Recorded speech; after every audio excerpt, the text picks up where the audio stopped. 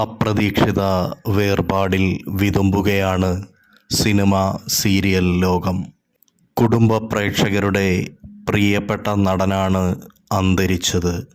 ഹൃദയാഘാതത്തെ തുടർന്നാണ് പ്രശസ്ത തമിഴ് നടൻ ശേഷുവിനെ ആശുപത്രിയിൽ പ്രവേശിപ്പിച്ചത്. എന്നാൽ ചികിത്സകൾ ഫലം കണ്ടില്ല. ചെന്നൈയിലെ സ്വകാര്യ ആശുപത്രിയിൽ വച്ചാണ് ശേഷു അന്തരിച്ചത്. 60 വയസ്സായിരുന്നു.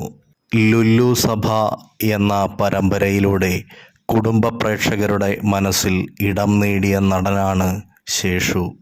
വിജയ് ടിവിയിലാണ് ഈ പരമ്പര സംപ്രേഷണം ചെയ്തിരുന്നത്. നിരവധി സിനിമകളിലും നടൻ ശ്രദ്ധേയമായ വേഷങ്ങൾ അവതരിപ്പിച്ചിരുന്നു.